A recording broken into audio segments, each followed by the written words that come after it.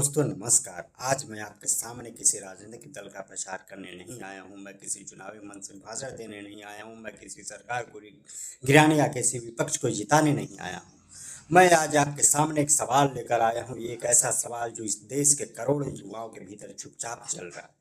एक ऐसा सवाल जो डिग्री लेने के बाद भी नौकरी न पाने वाले छात्र के भीतर है। एक ऐसा सवाल जो प्रतियोगी परीक्षा की तैयारी करते करते उम्र पार कर चुके युवाओं के भीतर है। एक ऐसा सवाल जो सोशल मीडिया पर मीम बनाता है लेकिन रात को रोता हुआ सो जाता है। और शायद यही कारण है कि इस देश में पहली बार एक ऐसा शब्द जिसे लोग गाली समझते थे प्रतिरोध का प्रतीक बन गया, कॉकरोच। हाँ, वही कॉकरोच जिसे देखकर लोग डरते हैं, जिसे कुचल देना चाहते हैं, जिसे अंधेरे और सिलन का जीव कहा जाता है। लेकिन जब करोड़ों युवा खुद को कॉकरोच कहने लग जाए तो समझ लीजिए कि लोकतंत्र के भीतर कहीं बहुत गहरी दरार पड़ चुकी है। दोस्तों, भारत एक लोकतंत्र है, दुनिया का सबसे बड़ा लोकतंत्र। हमें यही पढ़ाया गया है, यही बताया गया। लेकिन लोकतंत्र सिर्फ चुनाव से नहीं चलता। लोकतंत्र संस्थाओं से चलता है, विश्वास से चलता है, संविधान से चलता है। और जब संस्थाओं पर सवाल उठने लगते हैं तब लोकतंत्र के भीतर बेचैनी पैदा होती है। याद कीजिए वह समय है जब देश के तत्कालीन chief justice Ranjan Gogoi retire हुए और कुछ समय बाद उन्हें राज्यसभा के लिए मनोनीत कर दिया गया। उस समय देश में एक बड़ा सवाल उठा था, क्या यह सिर्फ एक संवैधानिक नियुक्ति थी या फिर किसी तरह का पुरस्कार था। क्योंकि उनके कार्यकाल में ऐसे कई बड़े फैसले आए जिन्हें सरकार के अनुकूल माना गया। बहुत लोगों ने सवाल पूछे, बहुत लोगों ने कहा कि न्यायपालिका और सत्ता के बीच दूरी खत्म हो रही है। लेकिन देश आगे बढ़ गया, बात आई और चली गई।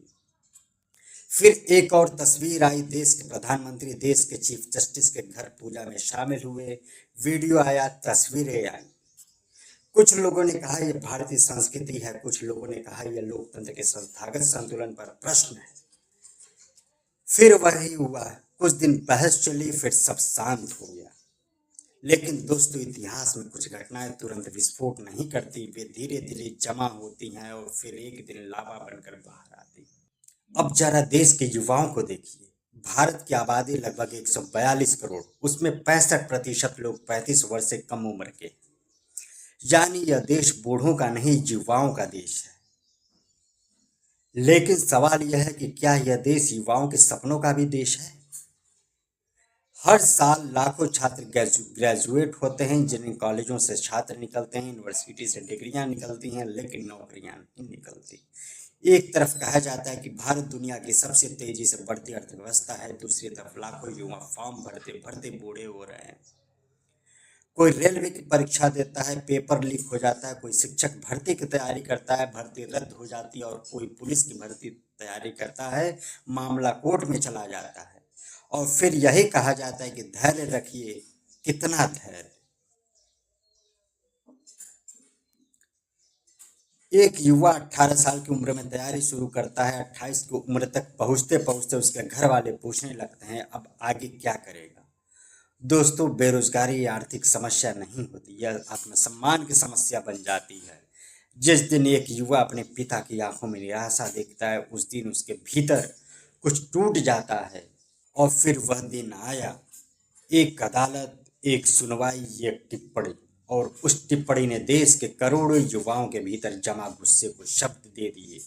जब युवाओं को कॉकरोच और पैरासाइट जैसे शब्दों से जोड़ा गया, तब शायद पहली बार युवाओं ने महसूस किया कि सत्ता ही नहीं, संस्थाएं भी उन्हें समझ नहीं रही। सोचिए, एक युवा जो नौकरी नहीं मिलने से परेशान है, जो सोशल मीडिया पर अपनी बात कहता है, जो आरटीआई डालता है, जो सवाल पूछता है, अगर उसे ही व्यवस्था परजीवी कहा जाए तो उसके भीतर क्या बीतेगी। उस दिन सोशल मीडिया पर एक विस्फोट हुआ, मीम बनने लगे, पोस्टर बनने लगे, वीडियो बनने लगे। और उसी अंधेरे से निकला एक नाम, कॉकरोच जनता पार्टी।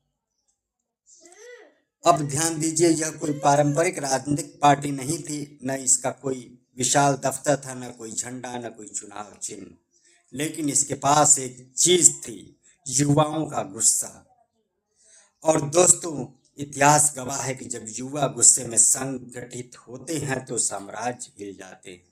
आज का युवा सड़क पर कम उतरता है, लेकिन डिजिटल दुनिया में तूफान खड़ा कर देता है। Instagram, x, YouTube, reels, memes यही नहीं राजनीति का मैदान बन चुके हैं। पहले राजनीतिक टीवी स्टूडियो में होती थी, अब मोबाइल स्क्रीन पर होती है। पहले नेता भाषण देते थे, अब एक मीम सरकार के ज्यादा वायरल हो जाता है। और जब कॉकरोच जनता पार्टी के नाम से अकाउंट बने तो लाखों युवा जुड़ने लगे। क्यों? क्योंकि पहली बार उन्हें लगा कि कोई उनकी भाषा बोल रहा है। वह भाषा जो बेरोजगारी की भाषा है, वह भाषा जो परीक्षा लीक होने की भाषा है, वह भाषा जो सिस्टम से टूटी उम्मीद की भाषा है। किसी ने लिखा हम कॉकरोच है क्योंकि हमें कुचला गया। किसी ने लिखा हम पैरासाइट नहीं है, यह देश का भविष्य है। किसी ने लिखा अगर सवाल पूछना अपराध है तो हम अपराधी हैं। और देखते ही देखते लाखों लोग जुड़ गए, फिर करोड़ों। यह सिर्फ सोशल मीडिया का ट्रेंड नहीं था, यह मनोवैज्ञानिक विस्फोट था। दोस्तों, इस देश का युवा अब सिर्फ सरकार से नाराज नहीं है, वह विपक्ष से भी निराश है। उसे लगता है कि राजनीतिक बदलने का वादा करती है लेकिन खुद नहीं बदलती। हर चुनाव में वही भाषण, वही आरोप, वही धर्म, वही जाति, वही ध्रुवीकरण। लेकिन नौकरी, शिक्षा, स्वास्थ्य, मानसिक तनाव, पेपर लेकिन पर बहस कितनी होती। युवा देख रहा है कि राजनीतिक दल उसे वोट बैंक की तरह देखते हैं। किसी के लिए वह हिंदू है, किसी के लिए मुस्लिम, किसी के लिए ओबीसी, किसी के लिए दलित, किसी के लिए सवर्ण। लेकिन कोई उसे सिर्फ युवा क्यों नहीं देखता। यही वह बिंदु था जहां कॉकरोच जनता पार्टी का विचार युवाओं को अलग लगा। क्योंकि उसने जाति नहीं पूछी, धर्म नहीं पूछा, उसने सिर्फ पूछा क्या तुम निराश हो। और करोड़ों लोगों ने कहा हाँ,